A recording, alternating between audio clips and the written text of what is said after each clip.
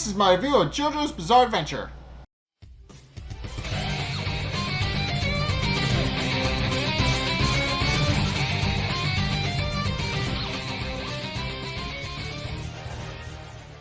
Okay, so this episode actually starts with the group actually going to investigate who Zuchero's partner is and who he is. We know who he is. He's Sale. We know who he is at this point. But the group doesn't know that, and a large part of the episode is them figuring out who this guy is and who he works with.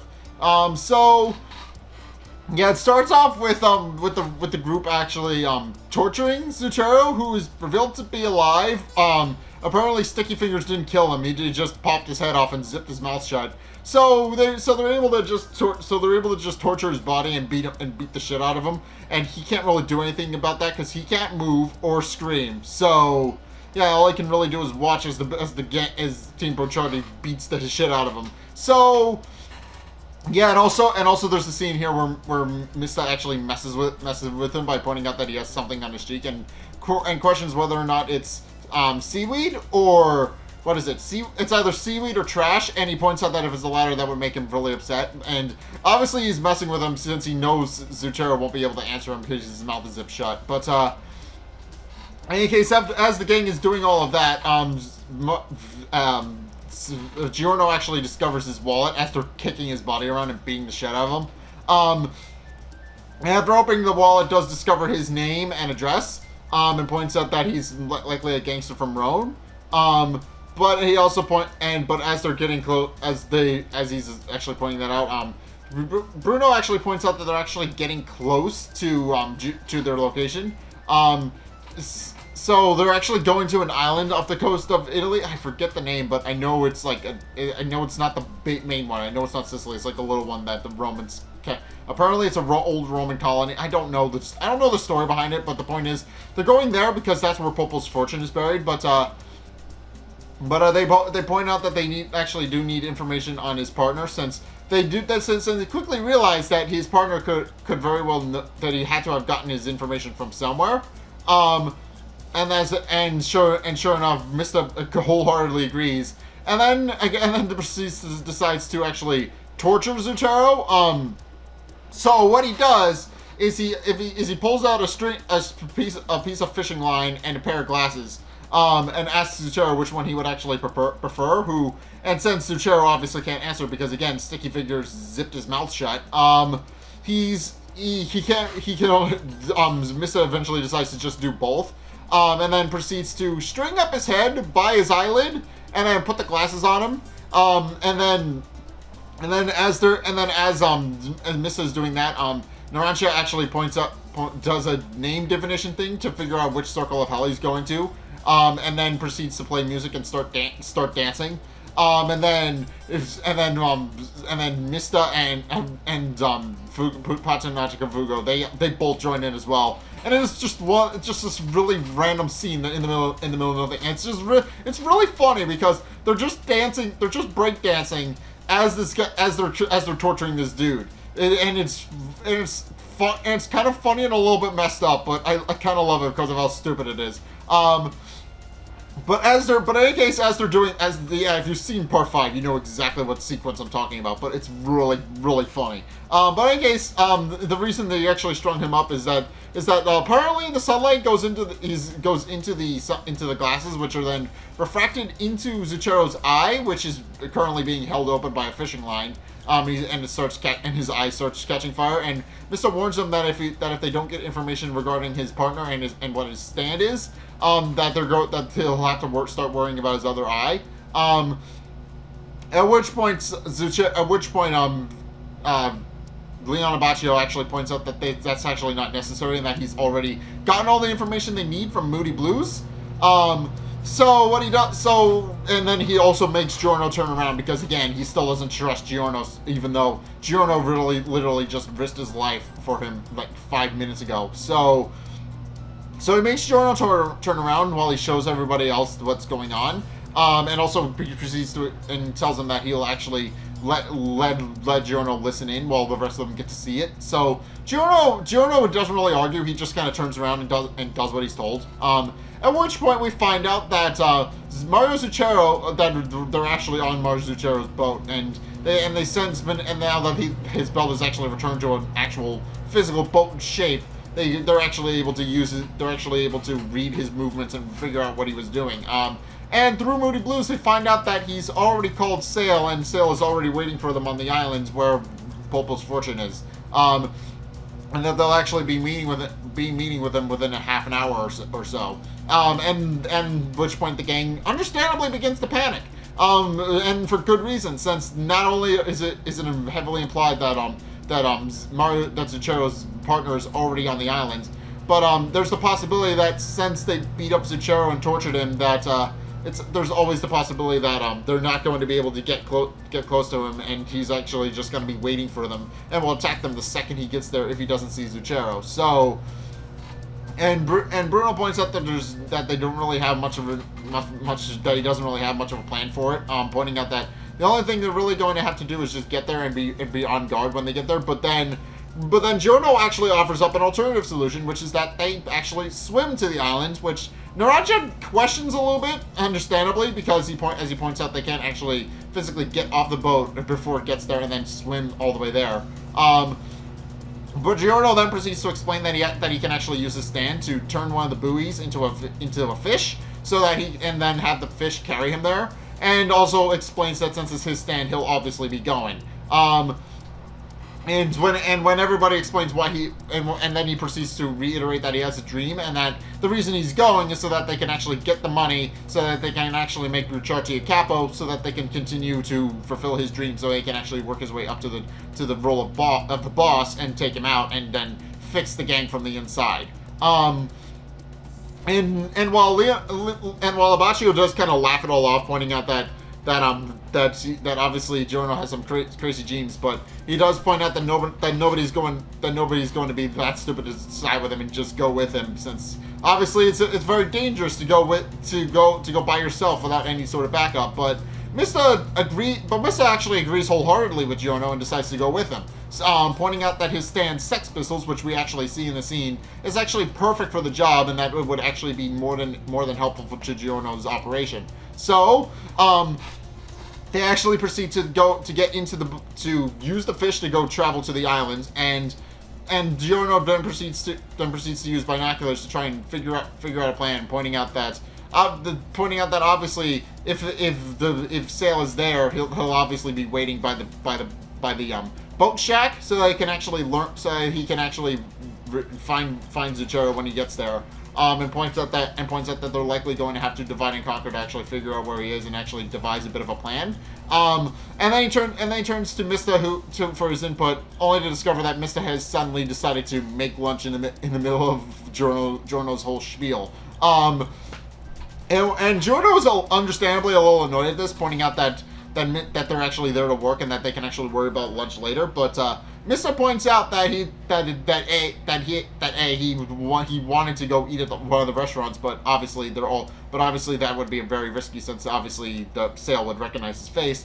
And B, he also points out that every Italian ever does honor lunchtime, and that most shops are closed around lunch anyway. So. But also to more to the point, he actually points out that his stand won't operate until it's fed. At which point we find out that not only is Sex Pistols fully operational and fully sentient, but they actually all have distinct personalities. And actually get cranky when they're not fed. So Mista proceeds to feed them some of his lunch so that they'll actually be willing to work. And as he's feeding them, he actually explains how Sex Pistols works, and how there's actually 6 of them, and that they actually have, and again, they have their own distinct personalities. The only strange thing is that they're labeled 1 through 7, with the exception of 4, which Mista has expressly stated he believes is bad luck. So, and that's reflected on his stand. The fact that his stand is labeled 1 through 7, but 4 is missing. So. But he then proceeds to explain how they actually live inside his pistol, and how they actually will help him become actually a pretty professional marksman. So, and he can't really do his job without him. And also the scenes where he interacts with Sex Pistols makes him look like a proud parent, which he kind of is, since they're all sentient and they're all kind of childlike. But he then proceeds to point out that he'll actually convince Sex Pistols to work for him, so that he can actually get them to do their job and actually get them to actually help him take down Sale, or even though they don't know who Sale is at this point. And they proceed to get ready to go and take him out. So their plan is actually a pretty simple one. Giorno will actually post a call on the over a transceiver that Mista brought with them, to actually call the boathouse and put in a call about claiming to be Zucchero, so that Sale will actually come out of hiding and actually go and figure that out. All while Mista actually stakes out the building itself, so to see when Sale actually comes in, so that he can just shoot him with his gun. So it is actually a pretty effective plan. And everything goes off without a hitch for the most part. The guy comes out of the boat hollering that there's a call for Zucchero about the lagoon, which is the boat that Zucchero took with him. And they point out that Zucchero and obviously they're waiting for Zucchero's partner to actually come out, but they don't see him actually go to move for the door, which Giorno starts to notice is odd and wonders if he'll actually get cold feet. And Mista himself even remarks that he's not entirely sure the plan will work, since obviously they're taking a very large gamble that Sale will actually come to actually get a call from Zucchero and find out what's going on, since it's a very good gamble that he'll either call and tell everybody that the fortune's already been found, or he'll avoid it entirely, since he'll think it's suspicious. But they don't see him go into the building, and Giorno eventually gets a little nervous that Sale might not actually be coming. But then the interesting twist happens in that Sale actually appears in the booth without any warning and actually picks up the transceiver on the other end. And Giorno quickly realizes that that's problematic, since obviously he's already in the boat and he's already in the boat shack, and they can't really stall for much time anymore. And Giorno even wonders how he actually got in the building, and eventually concludes that there must be a second entrance that Sale just slipped in. At which point he tries to signal Mista that he's actually in the shack. Which doesn't work all that well, since Mista believes that Giorno is actually signaling him that Sale is actually moving toward the shack. So he comes out of his hiding place and into the view of Sale, who's actually in the shack and can actually see Mista through the window. Giorno hollers to Mista, trying to tell him, no, go back to your hiding place, but quickly realizes that's not working. But then realizes that since Sale has the transceiver open at the moment, he realizes that Mista will actually be able to hear it as well, and concludes that that's actually a lot more important to let Mista know what's going on rather than let Sale that it's a trap. So he calls up the transceiver and tells Mista that he's actually in the shack, which Mista immediately acts on and points his gun through the window. And although Sale tries to unhide his line of sight by closing the blinds, which is revealed to not work, and we quickly find out why. So as it turns out, so I should mention this: Sex Pistols actually doesn't really have much of an ability. It's not particularly powerful, but as we find out in this scene, the way it actually works is that if they actually ride the bullets from Mista's gun, and then redirect the shots once they're within the line of sight of the enemy.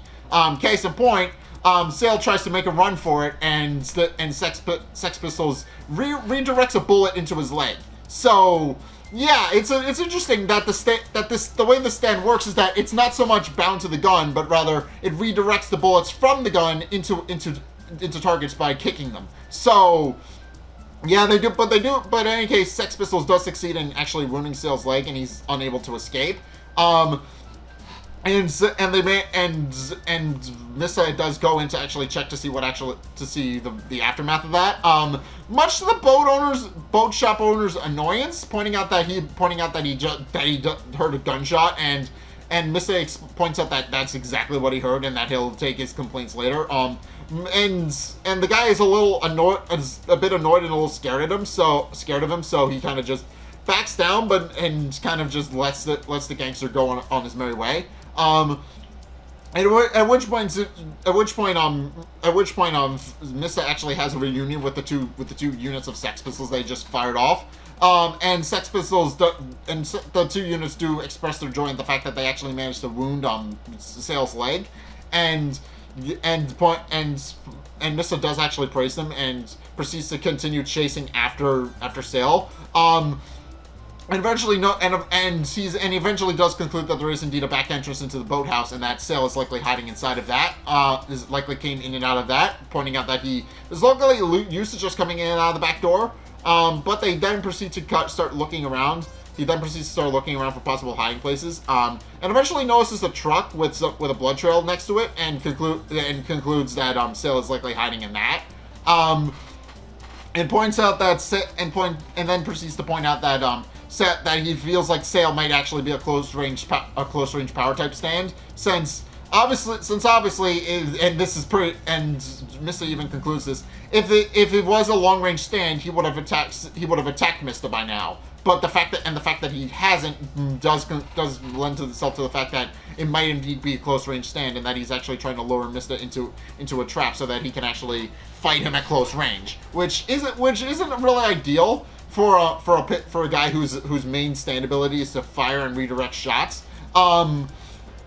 But he does point out that, he concludes that it really won't be a problem, since he'll be able to fight him from range anyway, regardless of what happens. But after concluding that Sale is likely in the truck, points out that he'll likely have to wait for Giorno and actually wait for him to show up. But when the truck starts moving, concludes that that isn't an option, and that Sale most likely got into the driver's seat and is now driving the truck despite his bad leg. And realizing that he's likely going to lose sight of Sale if he waits for Giorno, he proceeds to climb onto the truck and tries to get into a position where he can actually shoot Sale through the passenger side window. And we actually hear the gunshot ring out as Giorno is investigating to figure out where Mista actually went. So this episode mostly just sets up the arc where Mista is finally able to actually unveil his stand and how it works. And it also shows that he actually is a pretty effective marksman because of it. Because obviously we've seen a gun stand before with Emperor back in part 3, but the difference here is that not only is Mista's gun an actual gun and not just a stand manifesting itself as a gun, and I should mention that's because of that his gun is actually visible, and rather than Whole Horse, who just kind of pretended to be a gunslinger, but in actuality he's just holding his finger like this, like an idiot, and nobody can actually see his gun. So it is pretty interesting, and I am interested to see how effective a marksman Mista actually winds up being. And I am curious, and they haven't actually set up what Sale's stand actually is yet. So I'm interested to see what he's able to do and how he's going to be able to actually counteract Mista's stand. I don't think it's going to work out for him because obviously Mista's one of the heroes, but I am interested to see what his stand is and what kind of strategy he formulates to try and combat Mista and his Sex Pistols. So, in any case, that's my review of JoJo's Bizarre Adventure. What did you guys think? Let's get a discussion going in the comment section down below, or over on my Discord server, link in the description. Anyway, thank you guys so much for watching. If you enjoyed, be sure to like, comment, and subscribe. Also, be sure to follow me on Twitter in the description below. Be sure to check out my Patreon if you want to help support the show. It's only a couple bucks a month. It does help me out, and you guys get access to a bunch of cool perks, so I'm always saying thanks. So be sure to go check those out down in the description. And finally, if you want to see more content from me, then you can actually check out, there's actually 2 ways you can do that. One is by checking out my Twitch down in the description. I stream every Sunday, 2:30 Eastern Standard Time, so if you want to go check those out, by all means, go ahead. Link is down in the description. And the other way you can do that is by going to check out the videos linked in the end screen. The top video is the most recent video that I recorded before this one, so be sure to check that one out. And the bottom video is a video that is actually recommended to you based on what you've already seen from me. So if you want to try something new or see more of what you like, then be sure to check both of those videos out. But regardless of whether or not you do any or all of those things, thank you guys so much for watching. And until next time, I'll see you guys in the next video. Peace!